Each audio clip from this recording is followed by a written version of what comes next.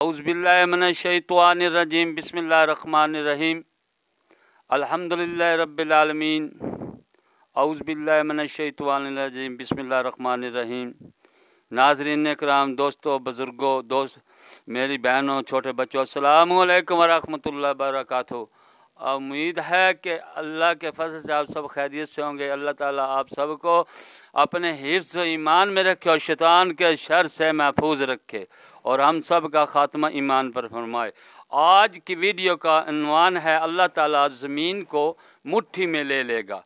हज़रत जिल्द नंबर 5 हदीस नंबर 2770 सफ़ा नंबर 497 पर अल्लाह ताला ज़मीन को मुट्ठी में लेगा। हज़रत अबू सईद खुदरी रज़ी अल्लाह ताला अन्हु से रिवायत है कि नबी सल्लल्लाहु अलैहि वसल्लम ने फरमाया, क़यामत के दिन ज़मीन एक रोटी की तरह हो जाएगी जिसे अल्लाह ताला अपने दस्ते कुदरत से फैलाएगा।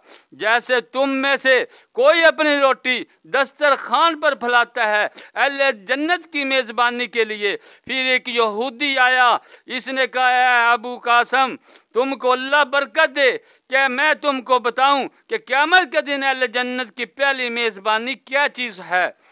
फरमाया, हाँ बता। इसने कहा, ज़मीन एक रोटी होगी। इसने भी वही कहा जो नबी सल्लल्लाहु अलैहि वसल्लम ने फरमाया था। फिर नबी सल्लल्लाहु अलैहि वसल्लम ने हमारी तरफ देखा, फिर मुस्कुराए, यहाँ तक कि हज़ूर सल्लल्लाहु अलैहि वसल्लम के नुकीले दांत ज़हर हो गए। फिर यहूदी ने कहा, क्या मैं आपको ना बताऊं कि इनका सालन क्या होगा? तो इसने कहा इनका सालन बालाम और नून है। लोगों ने कहा, ये क्या है? इसने कहा, बैल और मछली। इसके जिगर के ज़्यादा से 70,000 खाएंगे। अस्सलामु अलैकुम व रहमतुल्लाहि व बरकातुहू।